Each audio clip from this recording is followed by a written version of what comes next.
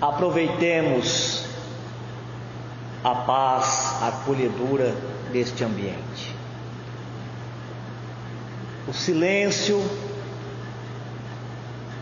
a harmonia e o magnetismo positivo acumulado pelas preces, bons pensamentos, sentimento de desprendimento, de amor, de vontade de servir a Deus, nos beneficiemos de um clima de espiritualidade superior, para aquietar o corpo físico, a estrutura biológica, o carro do espírito, e fazendo crescer a consciência de ser imortal, fazendo crescer a percepção de que nós somos de uma natureza divina. Elevemo-nos às esferas mais altas da vida, onde estagiam as ondas de progresso, onde reflete as leis divinas, o princípio espiritual superior, nos transportando para essa dimensão. Nos enriquecemos de esperança e de fé, porque a morte desaparece, os medos, a ansiedade já não fazem sombra, e mergulhamos nesse oceano de bênçãos, porque tudo é criação do Pai, de infinita bondade e justiça, a quem nós nos queremos ligar, e já que Ele está sempre conosco, nós estejamos também com Ele, produzindo, sendo fonte de transformações para o bem, para o amor, a manifestar-se na caridade em todos os sentidos que ela se apresenta. Nessa noite, Senhor Jesus, somos felizes porque viemos nos encontrar contigo e recebemos o abraço fraternal do seu envolvimento, das suas santas irradiações e dos mensageiros, as falanges benditas que dirige a favor de todos. Permita que os espíritos superiores aqui estejam, nos dando os bons pensamentos, nos inspirando, afastando todo o mal e toda perturbação. Que no final deste encontro possamos ter conseguido alcançar um estado positivo, de ânimo, de alegria, de gratidão pela vida, e que a nossa proximidade do anjo da guarda e de todos aqueles que se afinizam com uma proposta de elevação do planeta, dos costumes, possa ter se fortalecido, que possamos, Senhor Jesus, colher as bênçãos desta hora e compartilhar o que temos de melhor com os irmãos encarnados e os desencarnados, que são atraídos pelo poder da prece, pelo poder dos ensinamentos que o teu Evangelho produz, o seu livro da esperança, o seu livro da luz imperecível que atravessa os séculos. Muito obrigado, espíritos amigos, dirigentes espirituais desta casa, por mais essa oportunidade. Boa noite a todos. Vamos dar continuidade ao estudo aprofundado de doutrina espírita no livro 3, módulo 3, ensino por parábolas. No roteiro 5, nós vamos estudar a parábola O Credor Incompassivo. Essa parábola, ela vai falar de compaixão e de perdão. E a gente precisa analisar direito o que seja a compaixão e o perdão, porque de tanto ouvir essas palavras, porque elas são mandamentos, elas são lei. E mandamento não é um convite, é uma imposição. Um mandamento é faça, ou então não faça. Quem é que ordena?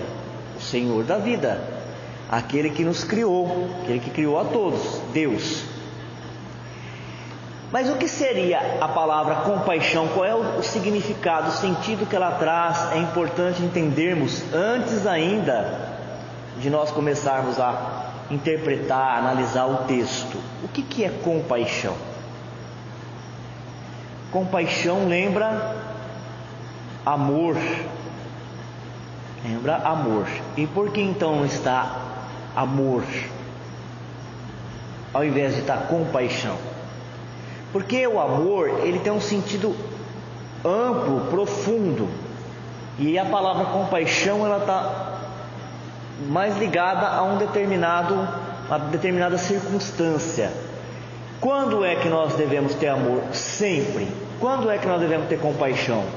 Nós devemos ter compaixão quando alguém está numa situação inferior. Nós devemos ter compaixão quando alguém erra conosco. E aí nos colocamos no lugar da outra pessoa, porque nós também temos a mesma dificuldade, se não agora e igual a dificuldade que a pessoa está tendo na evolução espiritual. Nós já tivemos aquela dificuldade e temos outras em outros campos. Então, ter compaixão é olhar para a pessoa e sentir todo o sofrimento que aquela pessoa vai ter de estar fazendo o mal, porque a compaixão, ela está ligada a um ato errado que alguém está fazendo. Ela chama junto consigo o perdão. O perdão, perdoar. Perdoar as ofensas para que a divina providência nos perdoe de todas as dívidas que nós temos. Algum espírito que tem na terra foi criado agora? Nós estamos na primeira encarnação? Claro que não.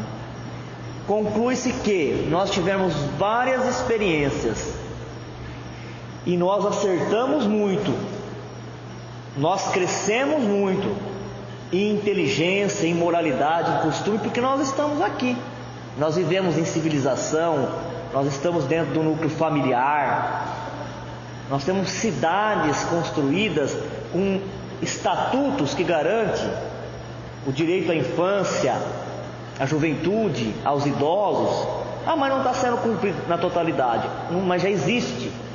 Se existe, foi a inteligência do homem que está na terra, os que estão encarnados, os que já se desencarnaram, que chegaram nessa decisão.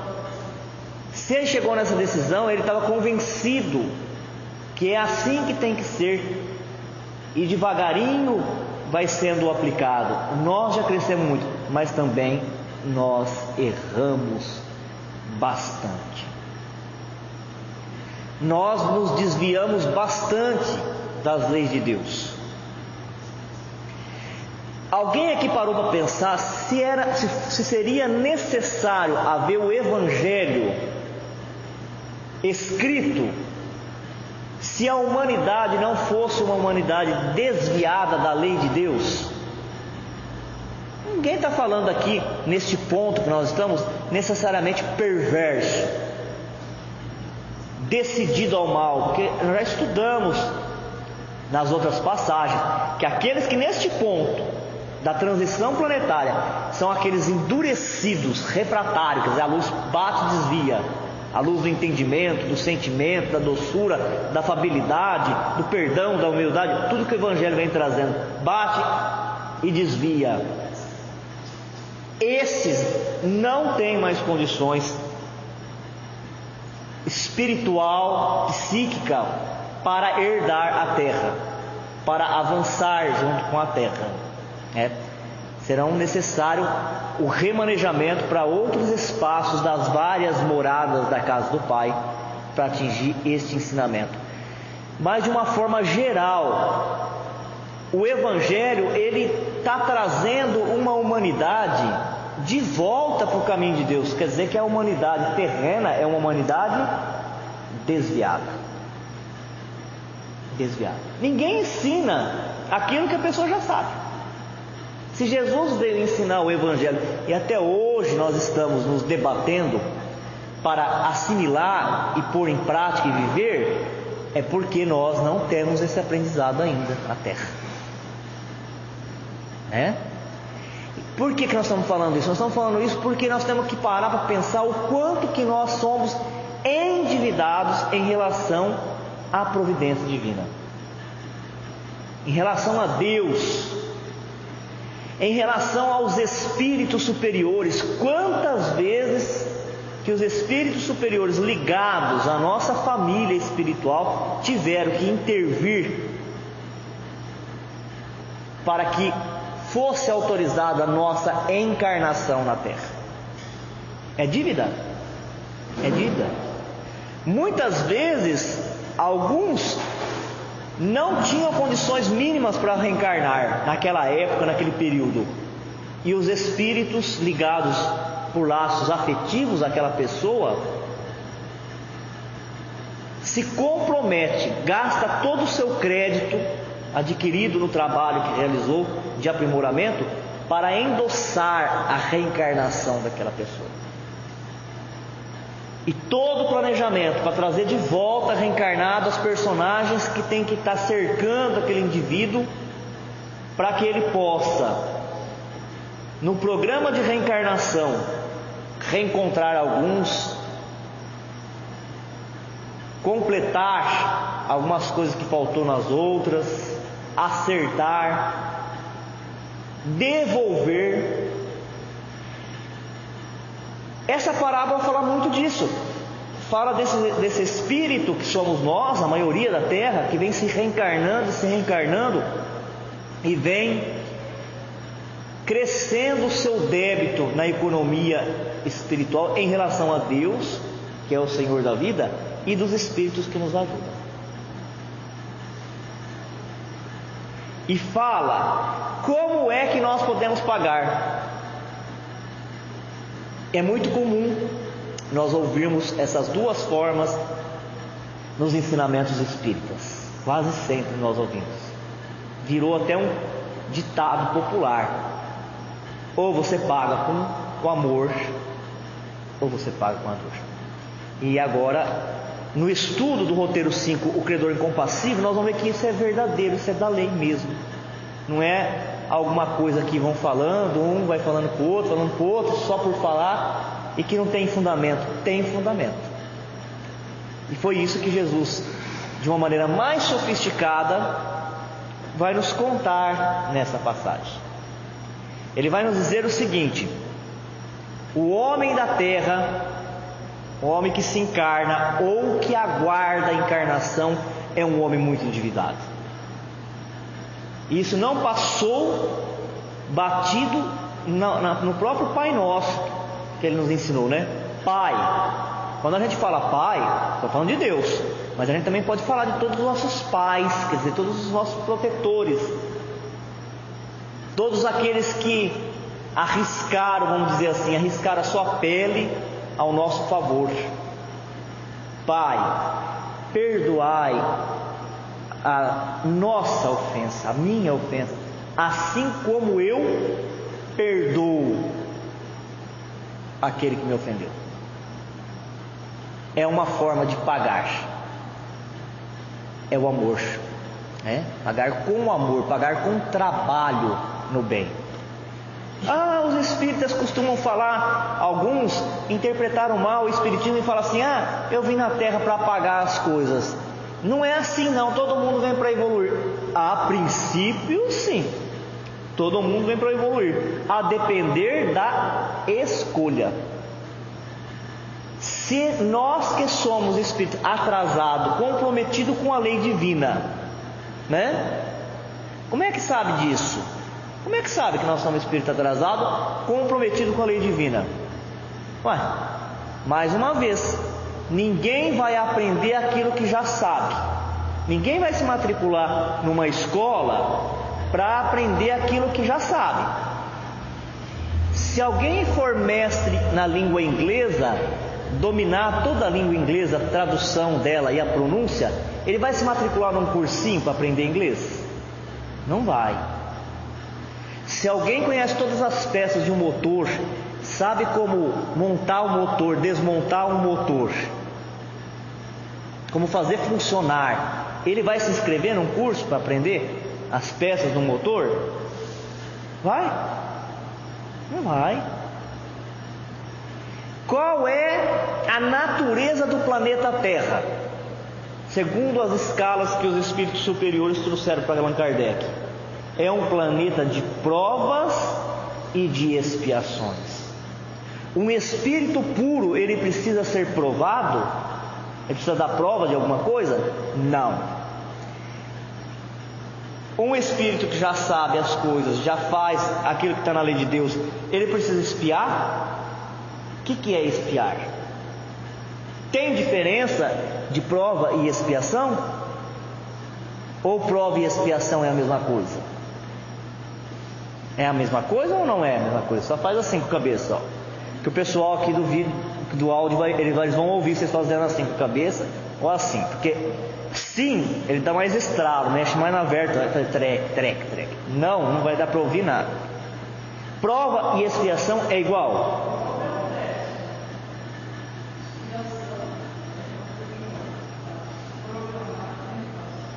Expiação é pagamento. E como se diz então, alguns querem dizer que a gente não vem para pagar aqui na Terra? Bem, a forma de pagamento pode ser de um jeito, que é o que nós vamos ver aqui, ou de outro, a depender do livre-arbítrio, mas que paga. Ninguém mexe na harmonia da natureza sem ter o retorno. Aí, não sairá da prisão, quer dizer, a prisão é a consciência culpada, né? E como dói essa tal de consciência culpada, né? Dói mais do que se alguém fizesse alguma coisa pra gente, ficasse torturando. Não sai, é um dispositivo criado. O Célio está dizendo que, segundo Emmanuel, a expiação ela é imposta ao espírito e a prova é uma escolha. Daí você já percebe a diferença. Se é uma imposição, muitas vezes nós não queremos, mas é necessário. E quem escolhe por nós sabe que é necessário. Igual o médico, quando ele escolhe que a gente tem que tomar a injeção, tem que tomar o remédio.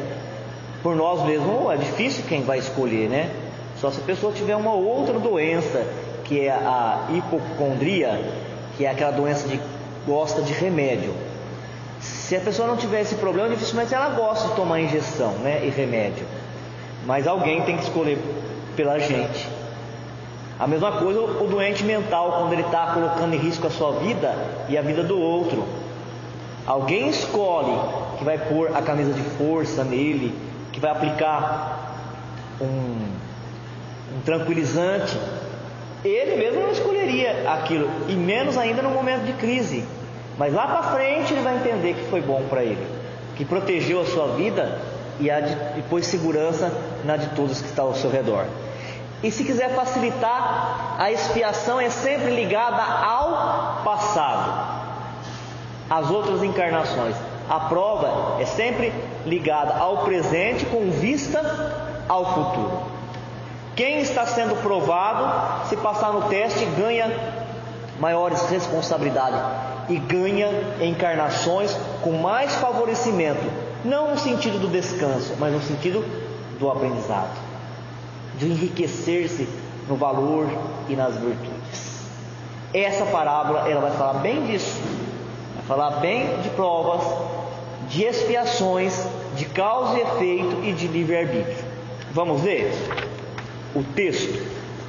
O texto é o que está em Mateus, capítulo 18, versículo 23 a 35.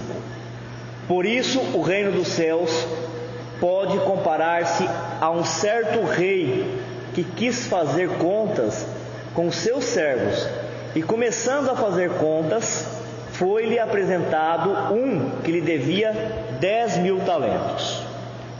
E não tendo ele com que pagar, o seu senhor mandou que ele e a sua mulher e seus filhos fossem vendidos com tudo quanto tinha, para que a dívida se lhe pagasse. Então aquele servo, prostrando-se, o reverenciava, dizendo: Senhor, seja generoso para comigo, e tudo te pagarei. Então o senhor daquele servo, movido de íntima compaixão, soltou-o e perdoou-lhe a dívida. Saindo, porém, aquele servo encontrou um dos seus conservos que lhe devia 100 dinheiros, e lançando mão dele, sufocava, dizendo: paga-me o que me deves. Então o seu companheiro, prostrando-se aos seus pés, rogava-lhe, dizendo: sê generoso para comigo, e tudo te pagarei. Ele, porém, não quis. Antes foi encerrá-lo na prisão, até que pagasse a dívida. Vendo, pois, os seus conservos o que acontecia, contristaram-se muito e foram declarar ao seu senhor tudo o que se passara. Então o seu senhor, chamando-o à sua presença, disse-lhe: servo malvado, perdoei-te toda aquela dívida, porque me suplicastes. Não devias tu igualmente ter compaixão do teu companheiro, como eu também tive misericórdia de ti? E indignado, o seu senhor entregou-o aos atormentadores, até que pagasse tudo o que devia. Assim vos fará também meu Pai Celestial, se do coração não perdoardes cada um a seu irmão as suas ofensas. Mateus capítulo 18, versículos de 23 e 35. Olha como que Jesus explica essa condição do perdoar e do ser perdoado. Ele compara então a nossa condição de espíritos endividados perante a providência divina, as leis de Deus, com uma pessoa que tinha uma dívida muito grande. Aqui 10.000 talentos não era dívida pequena. 10.000 talentos era uma dívida enorme, era uma dívida gigante. A pessoa que estava devendo ao Senhor, ela não teria condições de pagar.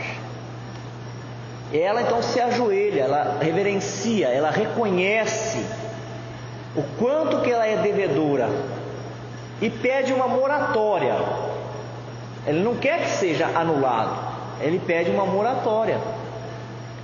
Moratória é um prazo, um tempo para pagar a dívida. Negociar essa dívida de uma forma que a pessoa possa pagar. E o Senhor diz, teve misericórdia, quer dizer, teve amor por ele, e disse: não, eu não vou cobrar a tua dívida, está perdoada.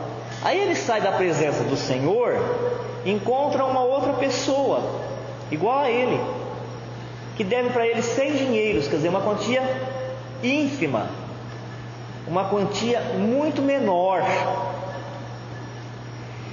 E acontece que ele vai cobrar essa pessoa, e da mesma forma o endividado pede clemência, pede uma moratória, reconhece a dívida, só pede um prazo maior, só pede para parcelar a dívida, fazer de um jeito que ele pudesse honrar o seu compromisso. Ele pegou a pessoa pelo pescoço e falou: você não vai me pagar, eu não vou perdoar coisa nenhuma. Jogou ele na cadeia, na prisão. E as pessoas que estavam vendo aquilo lá correu falar para o Senhor. que eu havia perdoado. A situação aqui é a situação de muitos de nós e dos nossos irmãos terrenos. Quando a gente reconhece que Deus é a força suprema que rege os destinos, que está em toda parte, é o nosso Criador, quando nós fazemos as coisas erradas, a nossa consciência nos acusa, e de imediato, o que a gente faz? Ajoelha, entra em oração, em prece, pedindo perdão. Quando já reconhecido do erro, arrependido, sentimento de culpa, sente remorso, fica atormentado e pede perdão a Deus. E Deus sempre perdoa, dando uma moratória, sendo misericordioso. Para o Espiritismo, qual é a misericórdia de Deus?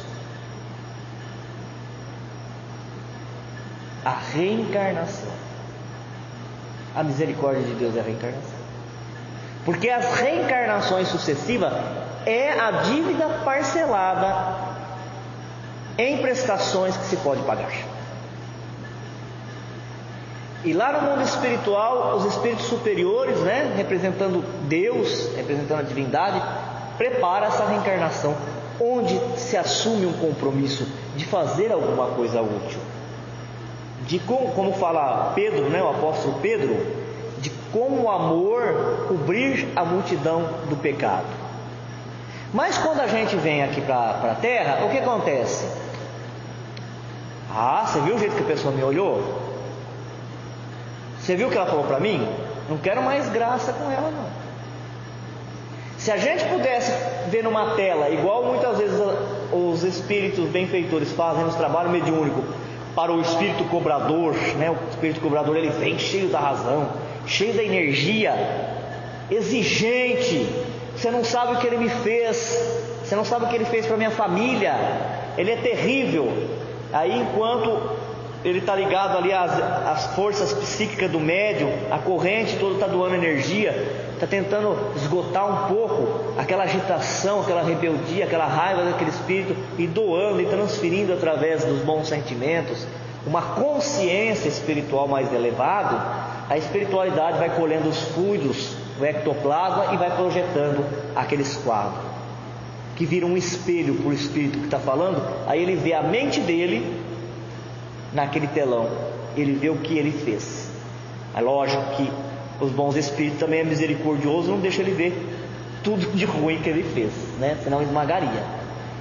A verdade tem que ser sempre de uma forma a colaborar, não é como fala Emmanuel também, já foi citado o grande Emmanuel aqui. Ela nunca pode ser uma pedra lançada no crânio do irmão, mas ele se vê ali,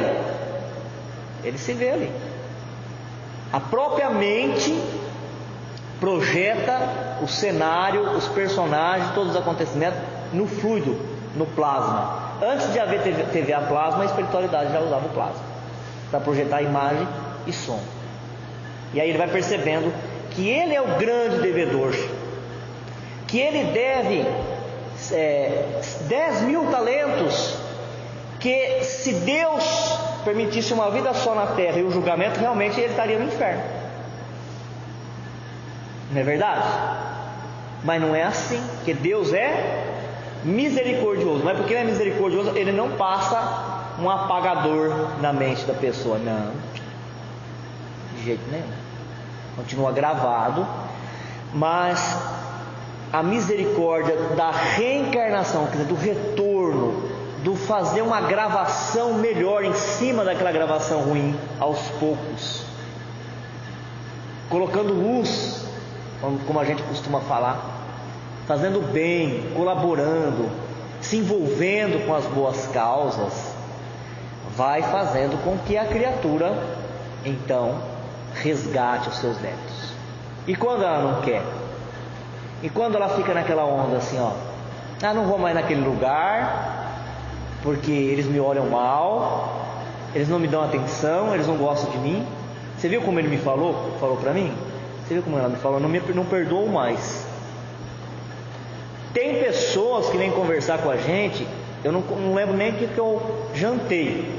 Tem gente que vem conversar com a gente e fala assim: eu tenho mágoa do meu pai e da minha mãe. O que ela te falou hoje? Não, quando eu tinha 10 anos de idade, ela me falou isso daí, ele me falou isso daí.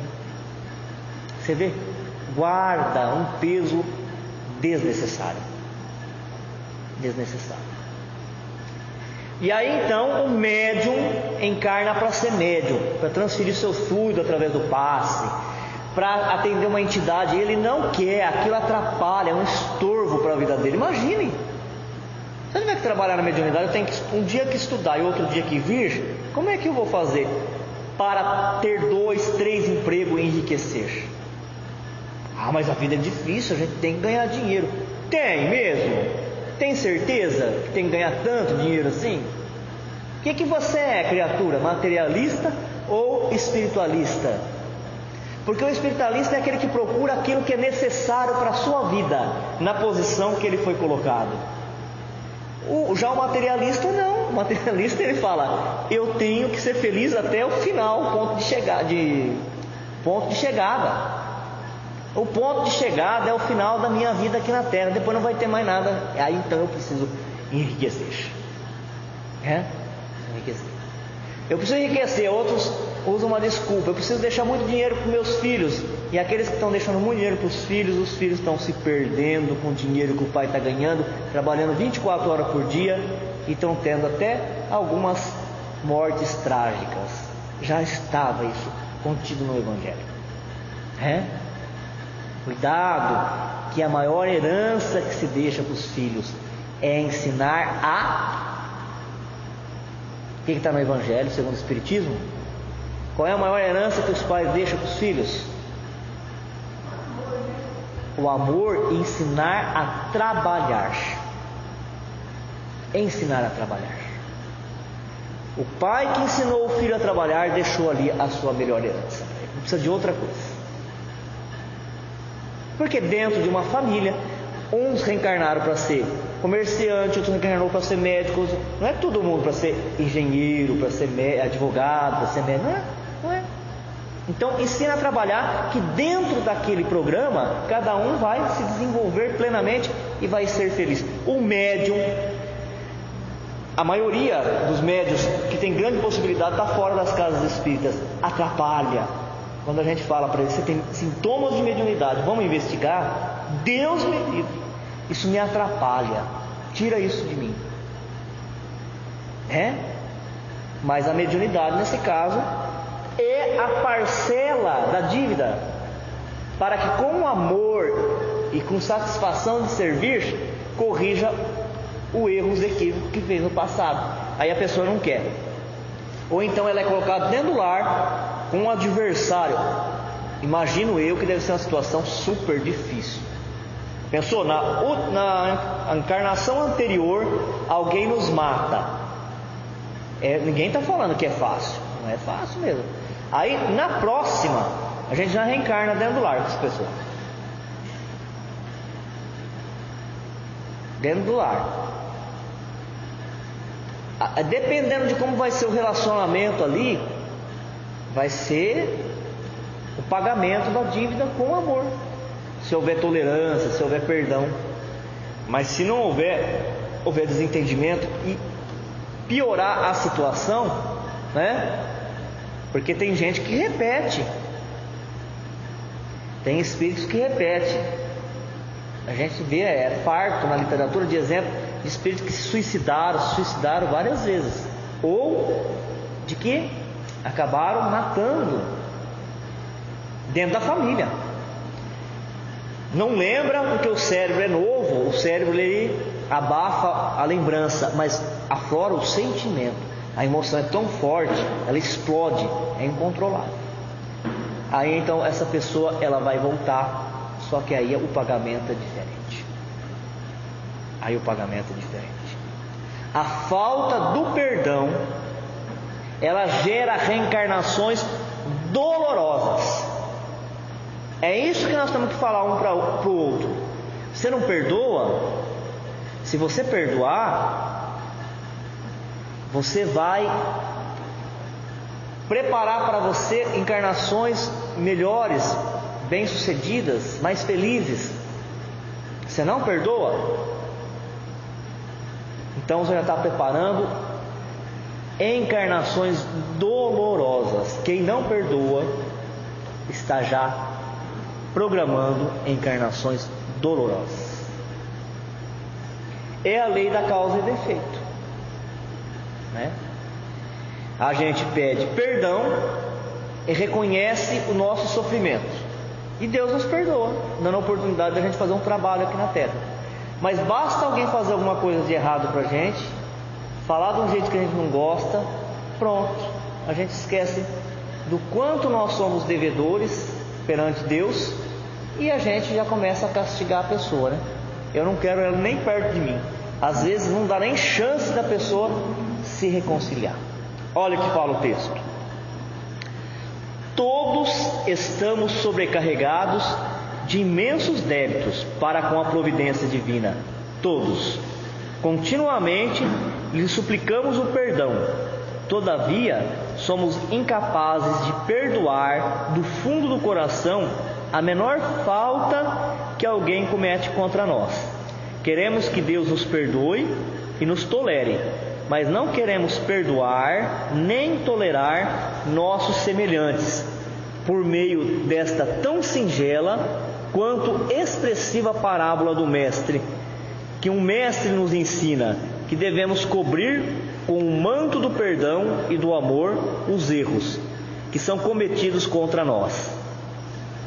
Porque se assim não fizermos, compareceremos com os nossos erros descobertos na presença de Deus, o qual nos trará exatamente como tivermos tratado os nossos irmãos. Inúmeras vezes o Mestre referencia ao perdão, destacando-o por valioso e indispensável imperativo à evolução humana. Interpelado por Pedro se devia perdoar 7 vezes, respondeu-lhe que devia perdoar 70 vezes 7. Isso está em Mateus capítulo 18, versículos de 21 a 22, que equivale a dizer: perdoar indefinitivamente, tantas vezes quanto forem necessárias. Esta é a expressão mais completa da caridade, porque resume todos os deveres do homem para com o próximo. Não podemos encontrar guia mais seguro a tal respeito que tomar para padrão do que devemos fazer aos outros aquilo que para nós desejamos.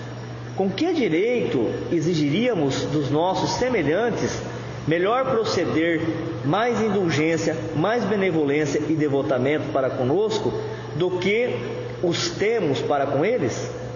A prática dessas máximas tende à destruição do egoísmo. Quando as adotarem para a regra de conduta e para a base de suas instituições, os homens compreenderão a verdadeira fraternidade e farão com que entre eles reine a paz e a justiça. Não mais haverá ódios, nem dissensões, mas tão somente união, concórdia e benevolência mútua. O conceito de perdão segundo o Espiritismo é idêntico ao do Evangelho, que lhe é fundamento, concessão indefinida de oportunidades para que o ofensor se arrependa e o pecador se recomponha, o criminoso se libere do mal e se erga redimido para a ascensão luminosa. Quem perdoa, segundo a concepção espírita cristã, esquece a ofensa, não conserva ressentimentos, ajuda o ofensor muitas vezes sem que este o saiba. Não convém ao aprendiz sincero, sob pena de ultraje à própria consciência, adotar um perdão formal, aparente, socialmente hipócrita. Perdão formal é o que não tem feição evangélica. Guarda rancor, alegra-se com os insucessos do adversário, nega-lhe amparo moral e material. essa última frase. Quantas vezes que a gente ouviu falar assim, quando aconteceu algum mal para alguém, a pessoa se deu mal, a pessoa falando assim: bem feito, achei pouco. É o que ele está falando. Ele está falando que o perdão espírita não é este. Ele é igual ao perdão evangélico, que tem feição. Em outra passagem, Jesus falando que nós deveremos ser prudente como a serpente, manso como o pombo e prudente como a serpente, ele estava dizendo que nós não devemos provocar a ninguém, mas é o pombo. O pombo não provoca, né? Mas devemos ser prudentes como a serpente, no sentido de não é que nós devemos deixar o outro nos prejudicar. Nós não devemos deixar o outro nos prejudicar. Trazer a pessoa que nos quer mal para a nossa intimidade, né? Para dentro da nossa casa, dentro do nosso comércio, não é isso. Agora, dá para perceber realmente quando houve o perdão por esse critério. A pessoa que realmente perdoou, ela sabe que a pessoa vai fazer um mal para ela, ela está prudente, ela é cuidadosa, porque ela tem a lei da conservação. Nós temos uma encarnação, a encarnação não é fácil, a gente tem que cuidar dela. Mas ele não torce contra a felicidade do ofensor. Quando o ofensor, alguém que fez mal para ele, está se dando bem, está melhorando de vida, ele fala: ainda bem, né? Ele está se iluminando, ele está se transformando, assim ele não vai me prejudicar mais, e nem prejudicar mais os outros. Essa postura que ele está falando é uma postura evangélica. Esses dias a gente estava conversando num meio que não era espírita. Eu falei: está vendo como a terra já está aprendendo, o pessoal está aprendendo. Estava nessa discussão aí, o tal vai governar o Brasil, o outro vai governar o Brasil, tem que liberar a arma mesmo, tem que liberar a pena de morte. Aí a pessoa que estava falando, ela parou, olhou para mim e falou assim: não adianta, né, Daniel? Olha a profundidade que ele foi. Ele olhou para mim e ele lembrou do espiritismo. Não sei onde ele aprendeu, porque ele nunca veio, mas ele lembrou do espiritismo, quer dizer, em algum lugar ele aprendeu. Ele falou: não adianta, né? Porque eles morrem e ficam mais revoltados. Eu falei: é verdade, eles morrem e ficam mais revoltados. E olha a profundidade, olha como que essa pessoa aprendeu como é que acontece o mecanismo da natureza. E aí eles, mortos, sem corpo, vão fazer pressão na cabeça dos outros que estão aqui encarnados para fazer o crime que eles fizeram. É assim. E é assim mesmo. Então não adianta pena de morte. Não adianta querer colocar à margem da sociedade aqueles que estão no crime, que estão fazendo mal. Só existe uma maneira de transformar o nosso planeta. É bem essa parábola. Só existe uma, é o amor. O amor que ainda nós não temos, que nós estamos aprendendo a ter, mas é ele em prática que vai cobrir todo esse mal que a Terra está vivendo. Porque se hoje um mata a pessoa, esse também é um cuidado que a gente tem que ter, e às vezes em palestra a pessoa passa essa imagem, né? Alguns palestrantes sem querer acabam passando. Se hoje um mata, o João mata o Antônio, aí vai reencarnar na outra encarnação, o Antônio vai matar o João, quando que acaba isso? Não acabaria nunca. Então no meio e acontece às vezes, um mata o outro e o outro lembra ou sente aquela forte emoção, a Flora que nós falamos, acaba matando. Mas vai chegar uma hora que o amor, ele vai cobrir, ele tem que cobrir, tem que transformar, porque senão não teria mais fim, ficaria a eternidade fazendo isso daí. Neste propósito, esclarece o benfeitor Emmanuel, para encerrar: em qualquer parte não pode um homem agir isoladamente, tratando-se da obra de Deus, que se aperfeiçoa em todos os lugares. O Pai estabeleceu a cooperação como princípio dos mais nobres no centro das leis que regem a vida. No recanto mais humilde encontrarás um companheiro de esforço. Em casa ele pode chamar-se pai ou filho. No caminho pode denominar-se amigo ou camarada de ideal. No fundo, há um só Pai que é Deus, e uma grande família que se compõe de irmãos. Santifica os laços que Jesus promoveu a bem da tua alma, e de todos os que te cercam. Observa em cada companheiro de luta ou do dia uma bênção e uma oportunidade de atender ao programa divino acerca de tua existência. Há dificuldades e percalços, incompreensões e desentendimentos. Usa a misericórdia que Jesus já usou contigo, dando-te nova ocasião de santificar